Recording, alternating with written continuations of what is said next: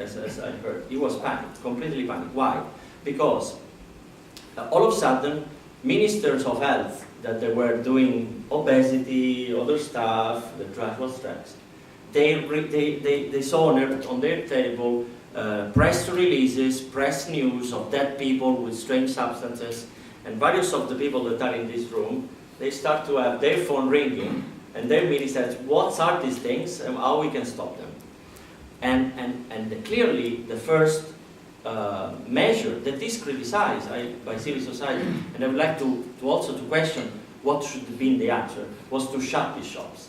Because kids would go there, perceive this thing as legal, it's open midnight in my town, I can buy, I smoke. We're adapting in emergency rooms in big numbers, and where some of them were dying. So the decision of shutting the shop clearly has put a measure to the situation. I agree, we don't know if the consumption stays, if some substances go underground, and some do. They are so well demanded that go into the illicit market, because there is a market for them. And at the same time, we do not know, actually we know that most of this market is migrating on internet, much more complicated to assess. And there we have a kind of strange phenomenon in the market. Internet has a possibility to offer more substances. It's not anymore the NPS substances. It's the chemical plays, it's the medicine, the fake medicines, the illicit drugs as well, with darknets. So we think that the new marketplace is internet, and we don't have the tools, law enforcement or to act on that. So we think that in the next years is internet that we have to consider as a new marketplace. At the moment we are monitoring more than 360 substances, and 250 have been notified since 2010. So we are really in the eye of this cycle at the moment. We have assessed 13 substances by the beginning of the system. We have asked the Commission, actually no, we do not recommend the Commission. We present a joint report with the risk, and the Commission decide if asking the Member States to control or not. In 11 cases, these substances have been subject to control, and in 2 cases, the substances have not been controlled. Guess what? Ketamine was one of these 2 substances that has not been under control. So we have a certain proudness when we hear what's happened there, because we understand that our system, flawed as can be, critical as can be, we can fight like crazy at the HDG. However, when we meet elsewhere, we understand that we have a system that, in its philosophy, is based on good stuff, is based on science at the level and available for decision making. It might not be that perfect, it might not be that elegant, however, this is the direction we want to go. The phenomenon is clearly continue to evolve. The question that we have to have now is how we are going to have an effective system that also includes a balanced system. We, as EMCDA, we would like to have a system that has a key point, the risk and the danger of these substances, as driving force for putting them under control or not.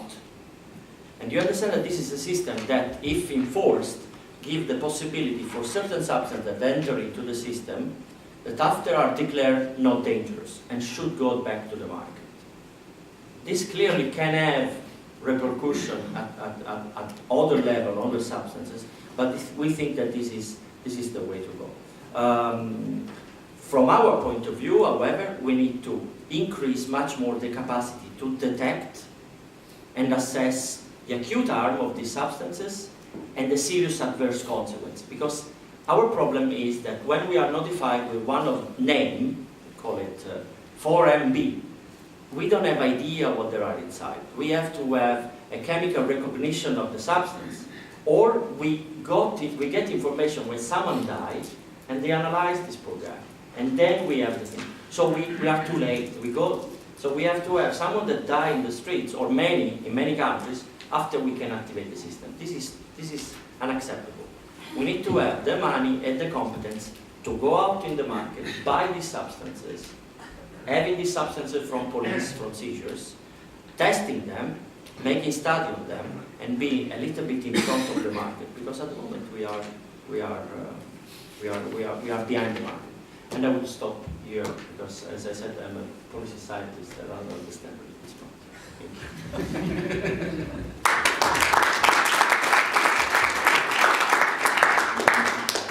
Sounded like you understood it to me.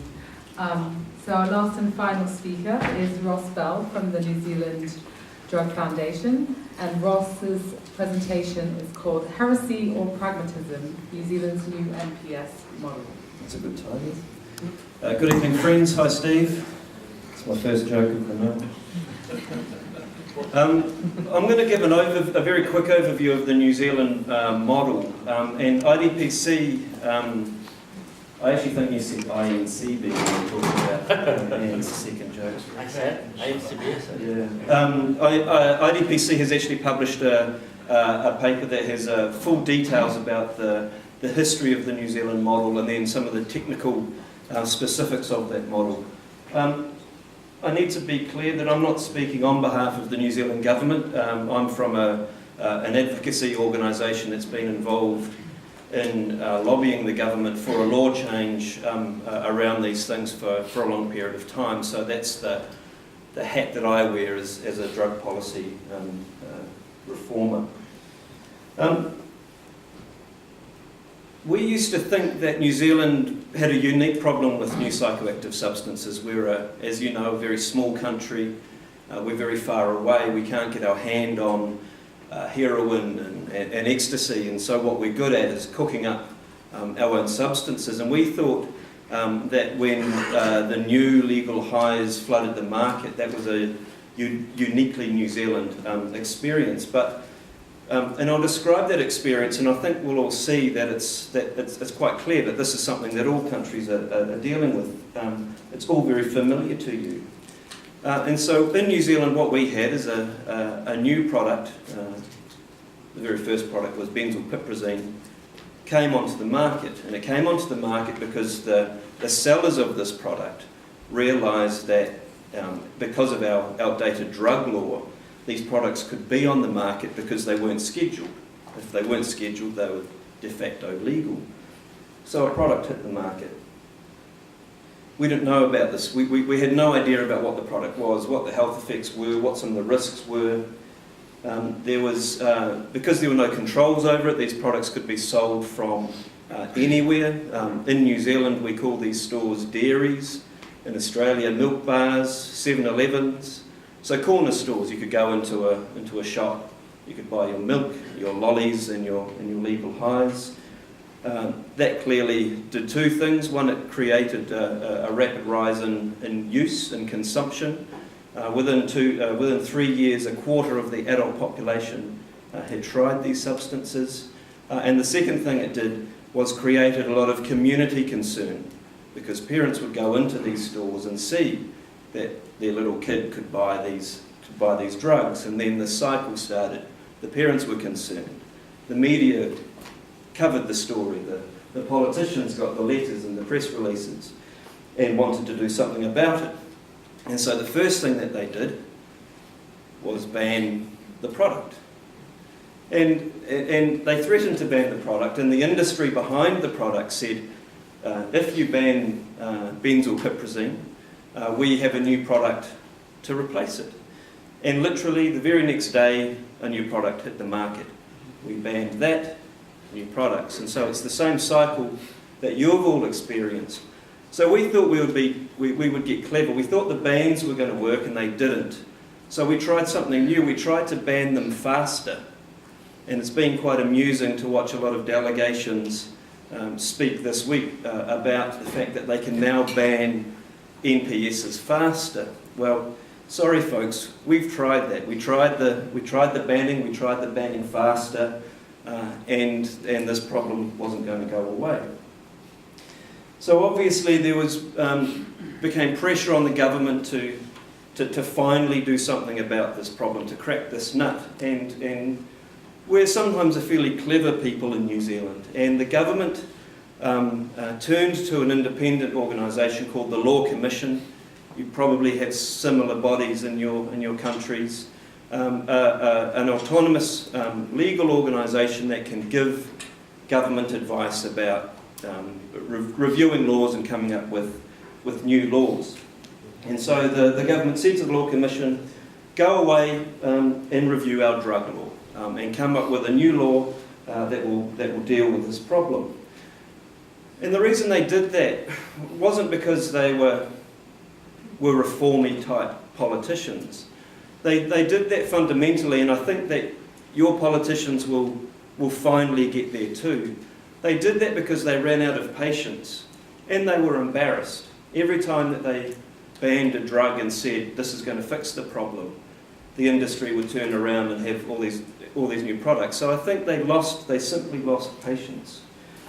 So the Law Commission conducted a review and they identified some obvious weaknesses in our current drug law.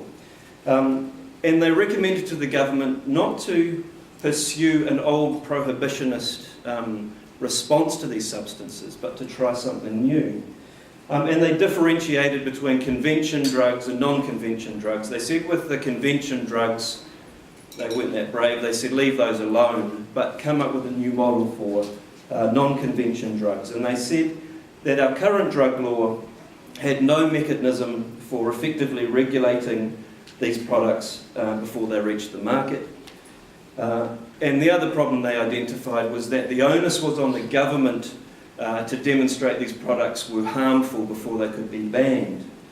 So they came up with they recommended a system of regulation where the industry would have to demonstrate their products were low risk before they could come onto the market.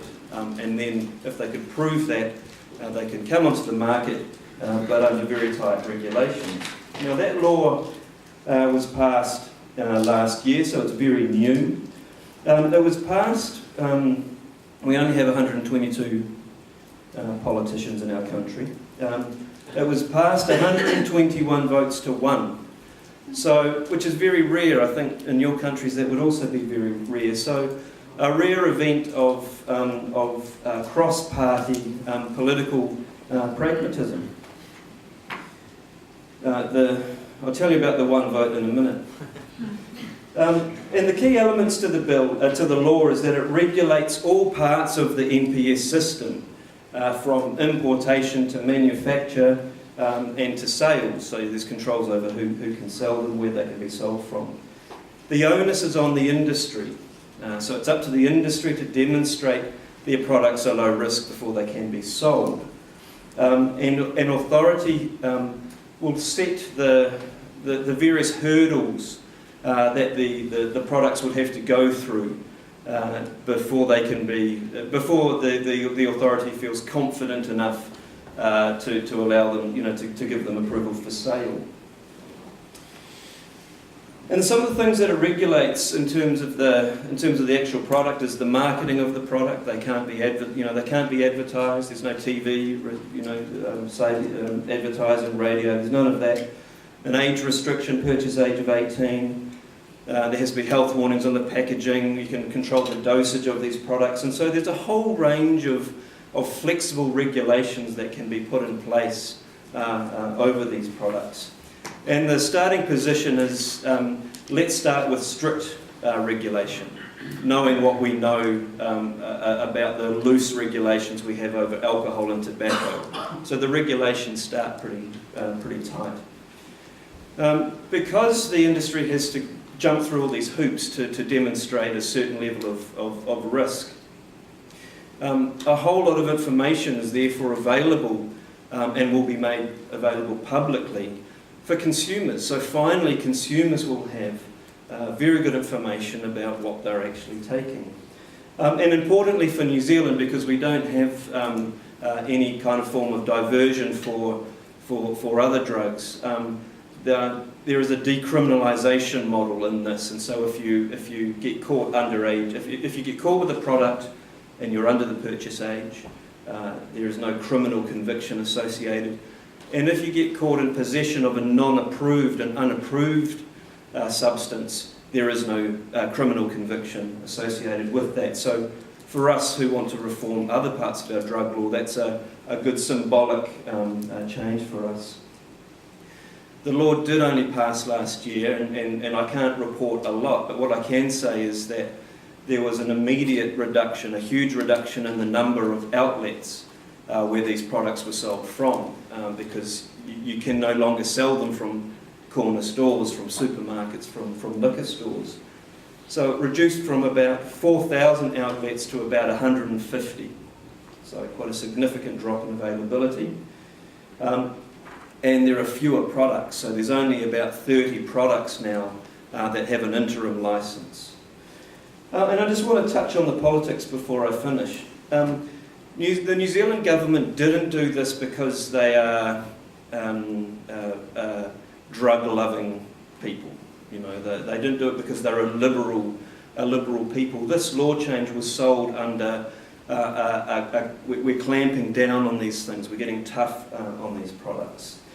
There was widespread public and media support for this law. I think we all got sick of the industry being able to get new products on the market, and so when the law was passed, there was huge support for it. There is some little problems. There is one niggle that communities now that have a store in their neighbourhood, there is concern about that. Some neighbourhoods are protesting about shops getting a licence, and so that's something that needs to be dealt with. And on that single vote, the person that didn't vote for this, they didn't vote for this because there is provision in the law to allow, as part of the risk assessment process, to allow these products to be first tested on animals. And that's something when you're coming up with a regulation model, you don't think of these kind of details, oh crikey, we've got to test it on someone's pet. You don't have to test on someone's pet. And so my final comment is that this whole thing around NPS exposes the fact that the old models of prohibition aren't working, and that it's helped us focus the debate on newer ways to control this new challenge. Thank you very much.